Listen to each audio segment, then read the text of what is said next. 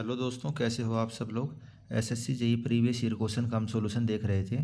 10 अक्टूबर 2023 की evening shift की हमने 10 क्वेश्चन कर लिए थे। आज 11th क्वेश्चन से वीडियो को शुरू करते हैं। जो स्टूडेंट पहली बार वीडियो को देख रहे हैं उनको मैं अपना इंट्रोडक्शन दे देता हूँ।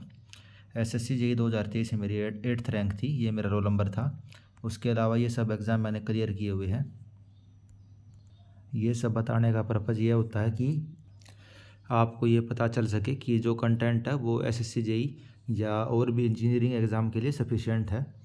और जो मैंने कहाँ से पढ़ा था, बुक वगैरह, teacher, GK, GS, reasoning, technical, वो सब चैनल पर ऑलरेडी अपलोडेड है। तो दोस्तों 11th नंबर क्वेश्चन से हम शुरू करते हैं अपना सॉल्यूशन को। Offset from the tangent method of curve setting can be adopted if. तो जो कर्व सेटिंग का मेथड होता है टेंजेंट मेथड, तो उसके अंदर ये वाला टेंजेंट मेथड हम कब अडोप्ट कर सकते हैं, जब डिफ्लेक्शन एंगल और रेडियस ऑफ कर्वेचर दोनों चीज़ें स्मॉल हो। ये मैं आपको इसका एक्सप्लेन भी कर देता हूँ। आप ये गूगल के अंदर सॉल्यूशन देख सकते हैं। The offset from the tangent method of curve setting. तो कर्व सेटिंग का जो टेंजेंट मेथड है उसको हम कब यूज करेंगे, when the curve is concave and deflection angle and radius of curvature are small.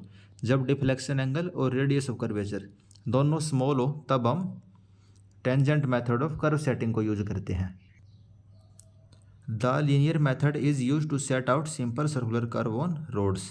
तो ये कर्व सेटिंग क्या होता है वो मैं आपको और एक्सप्लेन कर देता हूँ। जैसे जो सिंपल सर्कुलर कर्व है वो तो हम नॉर्मली, जैसे आपने ड्राइंग शीट के ऊपर डायग्राम बना लिया, लेकिन रोड तो एक्चुअल में ज़मीन के ऊपर बनेगा। तो कहाँ पे कितने डिग्री को हमें उस रोड को मोड़ना है, कौन से पॉइंट से हमारा रोड गुजरेगा, सेंटर लाइन क्या होगी रोड की, तो उसको ज़मीन के ऊपर हमें सेट करना पड़ता है। तो वहीं ये लैंड कर्व सेटिंग का मेथड होता है। तो दोस्तों क्वेश्चन नंबर 11 का सॉल्यूशन हो जाएगा। तो both the deflection angle and radius of curvature are small. जब ये दोनों चीज़ें स्मॉल होंगी तो हम tangent method of curve setting use करते हैं। 1 नंबर ऑप्शन। वैसे ये वाला क्वेश्चन प्रीवियस ईयर क्वेश्चन के अंदर नहीं था, ये नया क्वेश्चन है तो इसको आप छोड़ सकते थे। 12th number question. As per the component of the sewerage system what is the meaning of outfall sewer. तो आउटफॉल सीवर क्या होता है। तो दोस्तों आपको पता है, एक हाउस सीवर होता है, फिर लेटरल सीवर होता है, फिर ब्रांच सीवर होता है, मेन सीवर होता है, और फिर एक होता है आउटफॉल सीवर। आउटफॉल सीवर वो होता है जो सीवेज है ट्रीटमेंट प्लांट से फाइनल डिस्पोजल पॉइंट तक लेके जाता है। जैसे ये आपका घर है तो घर से सीवेज निकल गया, फिर 10-15 घर से एक पाइप के अंदर जाएगा, फिर ऐसे ऐसे कई पाइप होंगे उनसे एक पाइप में जाएगा। तो जो फाइनल पॉइंट ऑफ डिस्पोजल है जो ट्रीटमेंट प्लांट हमारा, तो ट्रीटमेंट प्लांट से जो सीवेज को हमने ट्रीट कर दिया उससे जब सीवेज निकलेगा तो वो किसके थ्रू निकलेगा, आउटफॉल। आउटफॉल का जो मतलब है उस चीज़ से भी आप समझ सकते हो कि हमने उस जो सीवेज है सिस्टम से हमने उसको बाहर कर दिया, बाहर निकाल के फेंक दिया सीवेज को। तो a sewer which transport the sewage from a treatment plant to the final disposal point. 3rd number option. ये क्वेश्चन आप कर सकते थे। 13th number question. According to IS 456 value of design bond stress for plain bar shall be increase by dash percentage for deform bar conforming to IS 1786। तो ये तो बिल्कुल easy question, direct factual based question था और previous year में भी ये लगभग बहुत बार पूछा हुआ है आपसे। जो बॉन्ड स्ट्रेस होती है कंक्रीट की उसकी वैल्यू मैं आपको बता देता हूँ। M20 ग्रेड के लिए 1.2 न्यूटन पर mm² लेते हैं और 0.2 इंक्रीज करते जाएंगे, 1.2, 1.4, 1.5, 1.7, 1.9। तो इस टाइप से आप इसको याद रख सकते हो। और M20 से शुरू होता है, M20 के लिए 1.2। और जो डिफॉर्म बार होते हैं जो 1786 से कन्फर्म करते हैं उनके लिए हम इस बॉन्ड स्ट्रेस की वैल्यू को 60% से इंक्रीज़ कर देते हैं। ये क्वेश्चन पहले भी काफ़ी बार आया हुआ है। एंड दोस्तों जो सीवर के कितने टाइप होते हैं जो हमारा पिछला क्वेश्चन था, तो जैसे मैंने आपको बताया था, एक हाउस सीवर होता है, कंबाइन सीवर होता है, स्टॉर्म सीवर, सैनिटरी। तो हाउस सीवर जो घर से सीवेज को लेके जाता है, लेटरल सीवर जो घरों से जो सीवर आता है वो 4-5 घरों से इकट्ठा करता है, फिर 4-5 लेटरल से मिला के सब मेन, और सब मेन से मिला के मेन या ट्रंक सीवर। और आउटफॉल सीवर होता है it receive discharge from all the collecting system and convey to the final point of disposal.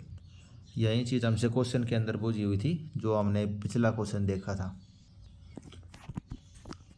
तो दोस्तों question number 14, the density of mercury use in the shrinkage limit apparatus is. तो mercury की density पूछी हुई है। Mercury की density होती है 13.6 ग्राम पर सीसी। ये चीज़ आपको पता होनी चाहिए। तो ये भी बिल्कुल इजी क्वेश्चन था। प्रीवियस ईयर क्वेश्चन में भी हम मरकरी की डेंसिटी बहुत बार पढ़ते हैं। 15 number question, which of the following statement is incorrect. तो इनकरेक्ट को उन्होंने हाईलाइट भी किया हुआ है। तो इनकरेक्ट हो, नोट हो, तो इस टाइप के क्वेश्चन में गड़बड़ होने के चांस रहते हैं। आपको ये पहले ही देख लेना कि इनकरेक्ट पूछा हुआ है। पहला पॉइंट पढ़ते हैं, lower water cement ratio lead to the lower workability. अगर वाटर सीमेंट रेशो कम होगा तो वर्केबिलिटी कम होगी, बिल्कुल ठीक बात है। Second option, lower water cement ratio is required when the concrete mix is mechanically compacted to achieve higher strength as compare to the hand compacted concrete mix with high water cement ratio.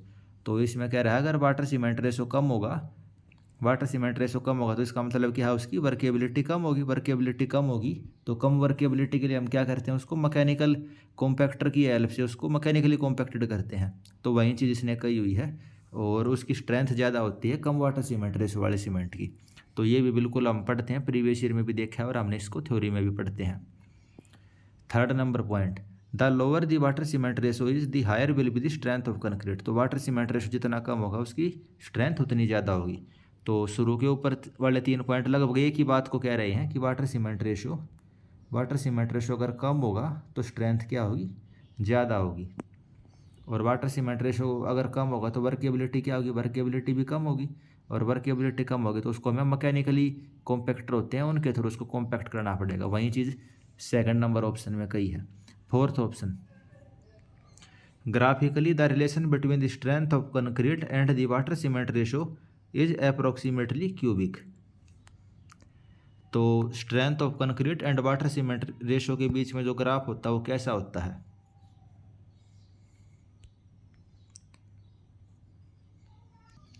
दोस्तों इधर आती है इसकी strength और इधर आएगा हमारा water cement ratio. Water cement ratio जैसे जैसे बढ़ता जाएगा स्ट्रेंथ कम हो जाएगी। अगर मान लो स्ट्रेंथ इधर है, वाटर सीमेंट रेशो बढ़ा तो स्ट्रेंथ हो जाएगी कम। तो कुछ ये हमारा ग्राफ ऐसे आता है। और ये शेप कौन सी होती है, ये शेप होती है, इसको हम बोलेंगे हाइपरबोला शेप। ये शेप होती है हाइपरबोला, यानी कि ये 1/x टाइप का ग्राफ है। ये इन्वर्सली प्रोपोर्शनल है ना, जो इसकी स्ट्रेंथ है directly proportional to 1 water cement ratio. तो जो 1/x का ग्राफ होता है उसको हम बोलते हैं हाइपरबोला ग्राफ। और हमसे ऑप्शन में क्या दे रखा है कि अप्रोक्सीमेटली क्यूबिक। तो फोर्थ नंबर स्टेटमेंट हमारी गलत हो गई। ये क्यूबिक नहीं होता, ये हाइपरबोला होता है। मैंने आपको बता दिया 1/x का जो ग्राफ होता है वो हाइपरबोला होता है। 16 number question, silt ejector is provided. तो सिल्ट इजेक्टर हम कहाँ पे प्रोवाइड करते हैं। तो दोस्तों इसमें 2 टाइप के वे होते हैं। जो हमारा एक कनाल होता है उसके अंदर सिल्ट को कंट्रोल करने के लिए हम 2 टाइप के मेथड का यूज करते हैं। एक तो होता है सिल्ट एक्सक्लूडर, एक्सक्लूड कर देती है ये, यानी कि अगर कनाल में जाने से पहले ही नदी से ही पानी को, वो नदी का जो पानी है उसमें से सिल्ट को निकाल लेती है। These device are constructed in the river in front of head regulator. Head regulator क्या होता है, कनाल शुरू होने से पहले हेड रेगुलेटर बनाते हैं। एक तो नदी होती है, नदी तो नेचुरल होती है जिसमें बहुत ज़्यादा पानी होता है नदी के अंदर, और एक होता है कनाल जो खेतों तक पानी को लेके आती है, जो इंसान बनाते हैं कनाल को। तो कनाल के अंदर पानी कहाँ से आएगा, नदी से। और एक स्ट्रक्चर बना देते हैं गेट टाइप का होता है, उसको बोलते हैं कनाल हेड रेगुलेटर। तो कनाल के अंदर सिल्ट आए उससे पहले ही सिल्ट को निकाल लेंगे तो सिल्ट एक्सक्लूडर। एक होता है सिल्ट इजेक्टर या फिर एक्सट्रैक्टर। तो सिल्ट एक्सट्रैक्टर क्या होता है, कनाल के अंदर जो सिल्ट वाला पानी चला गया तो कनाल के अंदर से हम सिल्ट को निकालते हैं। Silt extractor are silt controlling device which remove the silt which has already entered the canal. तो जो कनाल के अंदर सिल्ट एंटर हो चुकी है उसको निकालने के लिए सिल्ट इजेक्टर। और इसके अंदर अच्छा कौन सा होता है, इसके अंदर सिल्ट एक्सट्रैक्टर अच्छा होता है या सिल्ट इजेक्टर। क्यों अच्छा होता है? क्योंकि जो कनाल होता है, कनाल इंसान बनाता है और उसके अंदर जो स्लोप वगैरह होता है वो कम होता है और उसकी लाइनिंग वगैरह हम कर देते हैं और स्टेबिलिटी उसके अंदर ज़्यादा होती है, तो उसके अंदर से सिल्ट को निकालना आसान होता है। इसकी बजाय हम नदी के अंदर से सिल्ट को निकाल लें। यही चीज़ दोस्तों हमसे क्वेश्चन में पूछी गई है। सिल्ट इजेक्टर इज प्रोवाइडेड, तो सिल्ट इजेक्टर हम कनाल के अंदर लगाते हैं in the down stream of the head regulator, यानी कनाल के अंदर लगाई जाएगी सिल्ट इजेक्टर। जो कनाल इंसान जो बनाता है कनाल उसके अंदर, 4th नंबर ऑप्शन। तो ये वाला क्वेश्चन भी आप कर सकते थे। 17 number question, which of the following is just above the blank pipe in a tubewell. तो ट्यूबवेल के अंदर जो ब्लैंक पाइप होती है उसके जस्ट अबव क्या होता है? तो उसके अंदर स्ट्रेनर होता है। तो जो ये ट्यूबवेल वाला पार्ट है ये हम तो पढ़ते नहीं है इसको, तो ये वाला क्वेश्चन भी डिफिकल्ट था हमारे लिए करना। लेकिन अब आप इसको याद कर सकते हैं कि जो ब्लैंक पाइप होती है ट्यूबवेल के अंदर उसके जस्ट अबव क्या होता है? स्ट्रेनर होता है। ट्यूबवेल कैसे होता है वो मैं आपको डायग्राम में दिखा देता हूँ। जैसे आपने हैंडपम्प देखा होगा, हैंडपम्प तो मैनुअल होता है, ट्यूबवेल मोटर वगैरह भी हो सकती है इसके अंदर। तो जो ग्राउंड वाटर के अंदर ये पेनिट्रेटिंग करता है और जो ये स्ट्रेनर होता है, स्ट्रेनर एक टाइप से छलनी होती है। जैसे इन्होंने मेंशन किया हुआ 900 से 1800 mm long PVC strainer, strainer यानी कि छलनी। जो सिल्ट के पार्टिकल हैं या और मिट्टी का पार्टिकल है वो पाइप के अंदर नहीं जाने देता स्ट्रेनर, ताकि केवल ट्यूबवेल से हमारा पानी पानी निकल सके।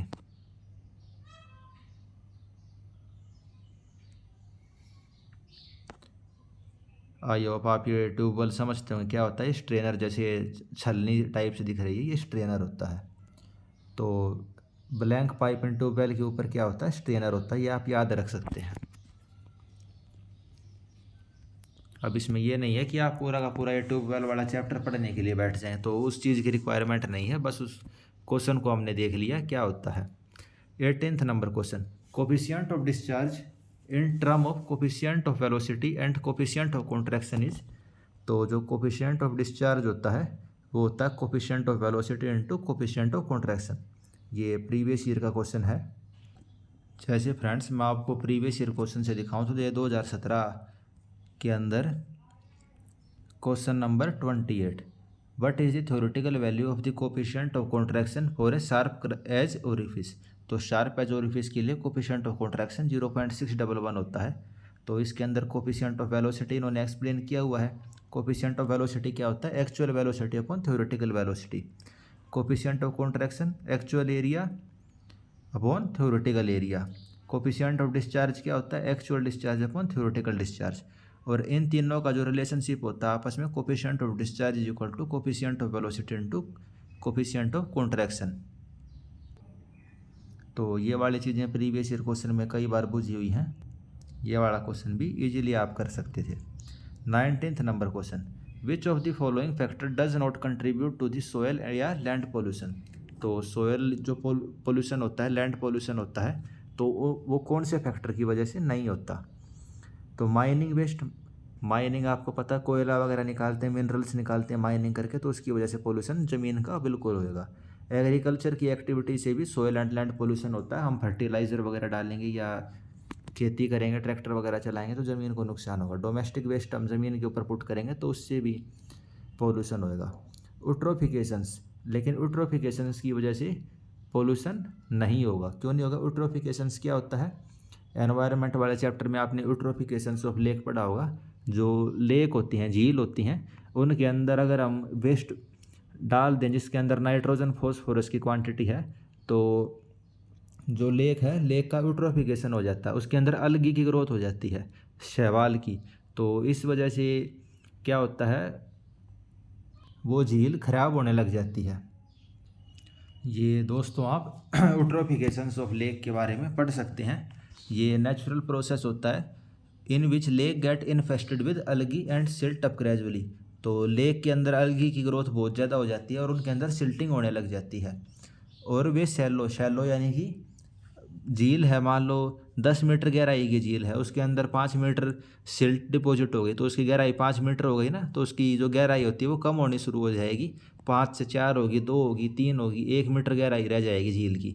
तो दलदली टाइप की हो जाएगी और प्रोडक्टिव हो जाएगी बहुत ज़्यादा through the entry and cycling of nutritions. Nutritions responsible are carbon, nitrogen and phosphorus.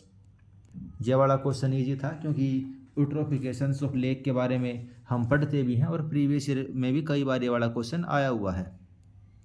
यूट्रोफिकेशंस अगर एक बार हो जाता है, लास्ट लाइन पढ़िए आप, only solution is to add the lime and dredge out the sediment at the bottom of lake. तो जितने भी सेडिमेंट है वे सारा सेडिमेंट हमें निकालना पड़ेगा और लाइम ऐड करना पड़ेगा लाइम में। अगर एक बार लेक के अंदर हमने फॉस्फोरस को ऐड कर दिया अगर गलती से, तो बहुत खतरनाक चीज़ है यूट्रोफिकेशन। और कितने टाइप की लेक होती हैं? ओलिगोट्रोपिक, मीसोट्रोपिक, यूट्रोफिक एंड सीनेसेंट, 4 टाइप की लेक होती हैं। ये मैं अपने नोट्स में से ही आपको दिखा रहा हूँ। आप टेलीग्राम चैनल भी ज्वाइन कर सकते हैं। अभी तो मैंने ये नोट्स शेयर नहीं किए हैं, लेकिन बहुत जल्दी मैं एक बार इनको गूगल ड्राइव का लिंक बनाकर इनका सारे नोट्स आपके साथ शेयर करूँगा। तो दोस्तों 90 नंबर क्वेश्चन भी आप कर सकते थे। 20 number question, as per IS 486/2000 in reinforcement and plain concrete footings, the thickness at the edge of the footing shall not be less than dash for the footing on soils। तो ये शायद IS 456 लिखना चाह रहा होगा, यहाँ पे इसने 486 गलत लिख दिया है। ये कह रहा है जो फुटिंग होती हैं तो उनकी जो ये एज के ऊपर थिकनेस होती है ये कितनी होती है।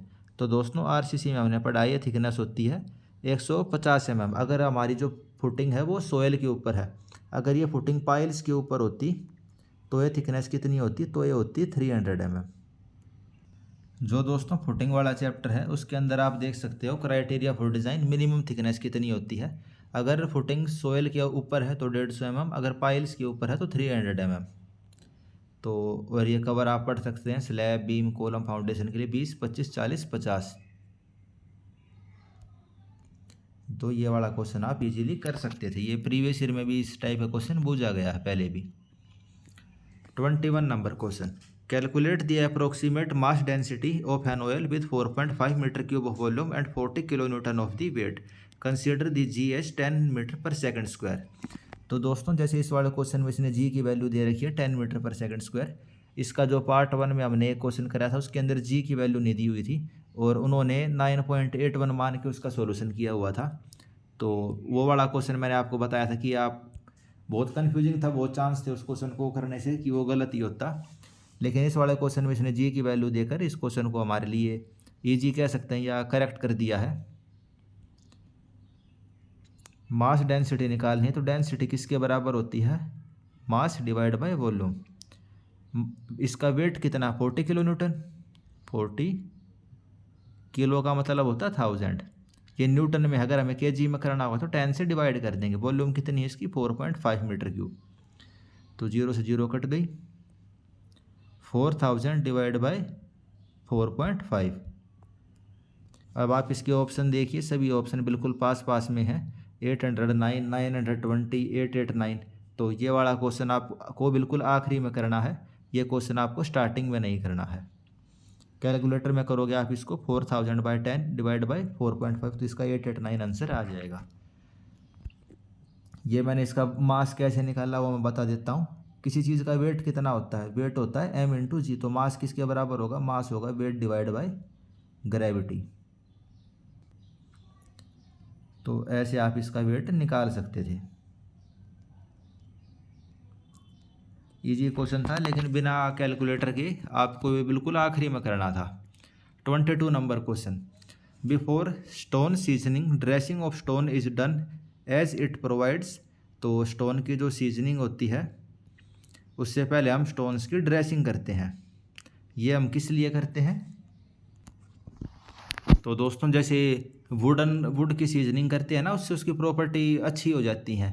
तो वो वाला लॉजिक आप इस वाले के अंदर भी लगा सकते थे कि स्टोन की हम सीजनिंग क्यों करेंगे, तो उससे अच्छी चीज़ें होती होंगी इसलिए ही हम उसकी सीजनिंग करेंगे। वो सीजनिंग करने से पहले ड्रेसिंग करेंगे उसकी। तो जैसे इंसान की ड्रेस क्यों पहनता तो उससे अपीयरेंस बढ़िया हो जाती है उसकी। तो first number option uniform appearance, उसकी अपीयरेंस यूनिफॉर्म हो जाती है। Second option good mortar joint, तो जॉइंट अच्छे हो जाएंगे। थर्ड ऑप्शन प्रॉपर बेडिंग, तो बेडिंग प्रॉपर हो जाएगी। Fourth number option poor water absorption, तो 4 नंबर ऑप्शन गलत है, उसको छोड़कर शुरू के ये तीनों ऑप्शन हमारे करेक्ट, ओनली 1, 2 एंड 3। ये तीनों पॉइंट हमारे करेक्ट हैं। उससे उसकी अपीयरेंस बढ़िया होती है, गुड मोर्टार जॉइंट होते हैं और प्रॉपर बेडिंग होती है। ये फ्रेंड आप इसका एक्सप्लेनेशन भी देख सकते हैं। Dressing of stone is done immediately after quarrying and before seasoning. तो जैसे ही हमने क्वेरिंग यानी कि ज़मीन से स्टोन को निकाला, उसके तुरंत बाद हमें ड्रेसिंग करनी पड़ती है to achieve the less weight for transportation. इसके फ़ायदे क्या है? ट्रांसपोर्ट करना होगा तो हमें कम वजन लेके जाना पड़ेगा, क्योंकि हमने उसकी ड्रेसिंग कर ली, जो बेफालतू का स्टोन था वो हमने पहले ही हटा दिया। अपीयरेंस अच्छी होती है, प्रॉपर बॉन्डिंग होती है, bedding with the good mortar and special shape for arches. और ड्रेसिंग किस टाइप से होती है? ड्रेस जैसे इंसान को ड्रेस करके सुंदर बना देते हैं। जैसे मान लो कोई टेढ़ा मेढ़ा स्टोन है तो उसको हमने बिल्कुल ऐसे स्ट्रेट कर दिया, यानी कि अच्छा बना दिया स्टोन को। तो ये वाला क्वेश्चन आप कर सकते थे। 23 number question, which of the following option explain the effect of cold weather on the concrete. तो कंक्रीट के ऊपर कोल्ड वेदर का क्या क्या इफेक्ट होगा, वो हम ऑप्शन पढ़ते हैं। Delay in setting and hardening. तो कोल्ड वेदर है तो जो हाइड्रेशन का प्रोसेस है, आपको पता है हाइड्रेशन क्या होता है? वाटर का और सीमेंट का जो केमिकल रिएक्शन होता है उसको हम हाइड्रेशन बोलते हैं। तो सेटिंग और हार्डनिंग, वो हाइड्रेशन का प्रोसेस कम हो जाएगा क्योंकि टेम्परेचर बहुत ज़्यादा कम है, तो सेटिंग में भी डिले होगा और हार्ड भी वो लेट होगा। Second option, freezing of concrete at early age. तो बहुत ज़्यादा कोल्ड टेम्परेचर है तो कंक्रीट फ्रीज कर सकती है हमारी। Alternate freezing and thawing. तो फ्रीजिंग एंड थोइंग भी हो सकती है। फ्रीज होना होता है यानी कि फ्रीज हो जाएगी, वो जम जाएगी। थोई यानी कि वो वापस से नॉर्मल हो जाएगी, यानी कि लिक्विड वाली स्टेट में आ जाएगी। तो कोल्ड वेदर के अंदर बहुत ज़्यादा टेम्परेचर कम होगा, जैसे -10 डिग्री का तापमान है, तो उसके अंदर ये हमारे तीनों इफेक्ट हमें देखने को मिल सकते हैं। और ये कंक्रीट के लिए हमारे लिए हार्मफुल रहेगी ये तीनों चीज़ें। तो 1, 2 एंड 3 ये तीनों ऑप्शन इसके करेक्ट हैं। ये वाला भी एक टाइप से प्रीवियस ईयर का, जो अगर आप सॉल्यूशन देखेंगे तो उस चीज़ से इसको आप रिलेट कर सकते हो। एग्जैक्ट उस टाइप का क्वेश्चन नहीं पूछा हुआ प्रीवियस ईयर में, लेकिन रिलेट हो जाता है वो वाला question. 24 number question, in case of a dash the brick work is not measured in cubic metre. तो कौन से केस में ब्रिक वर्क को हम क्यूबिक मीटर में मेजर नहीं करती? तो half brick wall cubic metre में मेजर नहीं करते, इसका मतलब क्या हो गया? उसको हम मीटर स्क्वायर में मेजर करेंगे। और मीटर स्क्वायर में हम किसको मेजर करते हैं? एक तो हाफ ब्रिक वॉल को, और एक होती है हमारी honeycomb brick, honeycomb brick wall. तो इसको भी हम मीटर स्क्वायर के अंदर मेजर करते हैं। तो 1 नंबर ऑप्शन। तो दोस्तों ये आप सॉल्यूशन देख सकते हो, जो ब्रिक वर्क होती है उसको हम क्यूबिक मीटर के अंदर मेजर करते हैं, लेकिन जो पार्टीशन वॉल होती है, जैसे आप फोटो में देख सकते हो, पार्टीशन वॉल आधी ईंट थिक यानी कि 9 या 10 सेंटीमीटर थिकनेस की वॉल होती है, इसको हम मीटर स्क्वायर में मेजर करेंगे। हनीकॉम्ब ब्रिक्स जिसके अंदर ये छेद टाइप से होते हैं, स्पेस होता है, होलो स्पेस, आर पार हम देख सकते हैं, हवा पास होती है, तो इसको भी मीटर स्क्वायर में। और जैसे पार्कों में एज के ऊपर ईंटें लगी होती हैं उसको रनिंग मीटर में। कॉर्निप ड्रिप कोर्स के अंदर भी हम रनिंग मीटर में मेजर करते हैं। जैसे बताया आपको, प्रीवियस ईयर का ये क्वेश्चन था, कई बार एस्टिमेटिंग कोस्टिंग में हमसे पूछा गया है। 25 number question, find the bending moment at a distance L/4 from end A of a simply supported beam as shown below. तो L/4 डिस्टेंस पे हमें बेंडिंग मोमेंट बताना है इस सिंपली सपोर्टेड बीम का। L टोटल लेंथ है, ये L/4 length है। तो बेंडिंग मोमेंट का डेफिनेशन क्या होती है दोस्तों? बेंडिंग मोमेंट होता है algebraic sum of the moment of all the forces acting to the left और right of the section is known as the bending moment. इसको हम BMC भी लिख सकते हैं, यानी कि लेफ्ट ऑफ द सेक्शन या राइट ऑफ सेक्शन के ऊपर जो मोमेंट होते हैं उनका सम। और इसके लिए साइन कन्वेंशन क्या रहेगा? अगर सैग बीम होगी, सैग यानी कि हैप्पी बीम, इस टाइप की स्माइली बन रही है जो, तो पॉजिटिव लेंगे हम।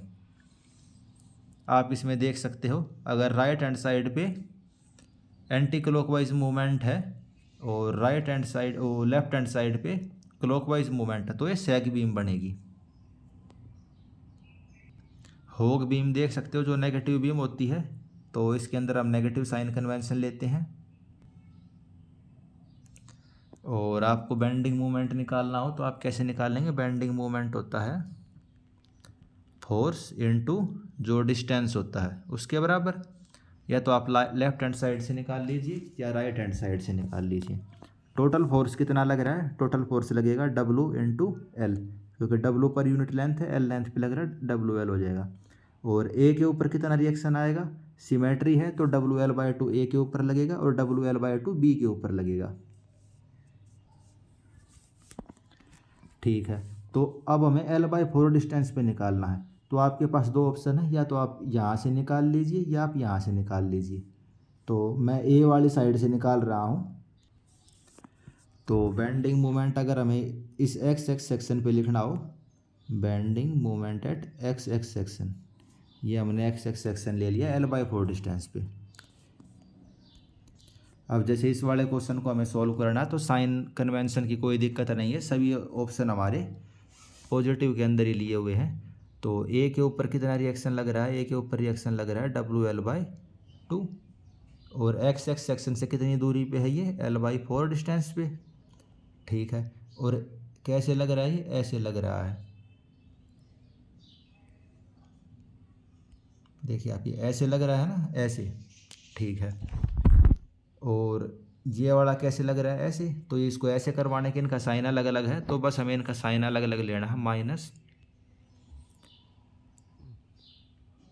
W लोड है हमारा, और ये लेंथ कितनी है? L/4 लेंथ पे लग रहा है, W L/4 लेंथ पे लग रहा है। और इसका सेंट्रोइड कहाँ पे होगा? L/4 का भी हाफ। ये सेंट्रोइड इसका कहाँ होगा? L/4 का हाफ।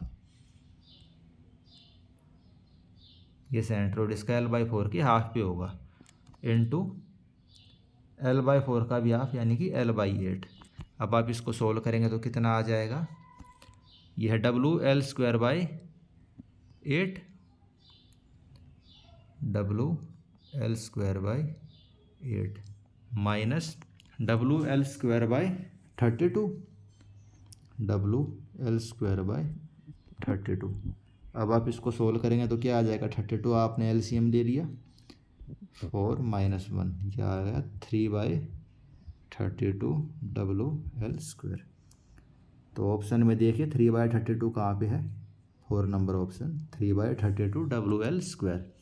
तो सिंपल इसके अंदर तो आपको बेंडिंग मोमेंट निकालना था। सोम का चैप्टर है, ये प्रीवियस ईयर में भी बहुत बार पूछा हुआ है, इजी क्वेश्चन था। तो दोस्तों आज हम 25 नंबर क्वेश्चन तक ही करते हैं। एक बार हम ऐसे देख लेते हैं कितने डिफ़िकल्ट क्वेश्चन आए हमारे आज के, जो हमने 15 क्वेश्चन करे हैं उसके अंदर।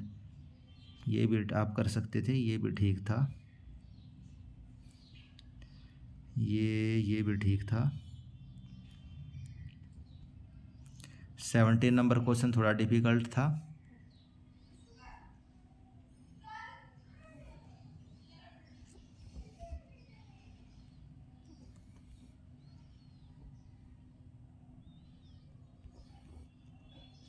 और 11 नंबर क्वेश्चन भी डिफ़िकल्ट था। तो दोस्तों आज हमने 15 क्वेश्चन किए हैं। 15 में से अगर हम 2 क्वेश्चन को सब्ट्रैक्ट कर दें तो हमारे 13 क्वेश्चन ऐसे थे जो मैं कहूँगा डूएबल क्वेश्चन थे, आपको करने चाहिए थे। अगर आपका 13 या फिर 12 इतना स्कोर है आज जो हमने 15 क्वेश्चन किए हैं, तो आपकी अच्छी तैयारी है, आपको चिंता करने की ज़रूरत नहीं है। जैसे आप पढ़ रहे हैं रिवीजन करते रहिए, प्रीवियस ईयर क्वेश्चन को लगाते रहिए। और अगर आपके कम स्कोर बना है तो आप देखिए आपने गलती कहाँ की है, कौन से सब्जेक्ट के आपसे क्वेश्चन नहीं हुए, आपसे प्रीवियस ईयर नहीं हुए, या किस चीज़ में आपने गड़बड़ की है, और उस चीज़ को कैसे इम्प्रूव कर सकते हैं। अगर आपका कोई डाउट है तो आप कमेंट में लिख दीजिए, या टेलीग्राम पे भी मेरे को आप मैसेज कर सकते हो। चैनल का जो डिस्क्रिप्शन है उसके अंदर जो ग्रुप है टेलीग्राम चैनल का, वो लिंक दिया हुआ है, आप उससे जुड़ सकते हैं। तो ठीक है दोस्तों, आप इसको अपने जो फ्रेंड्स हैं उनके साथ शेयर कर दीजिए और सब्सक्राइब कर लीजिए चैनल को अगर आपने अब तक नहीं किया है। Thank you friends.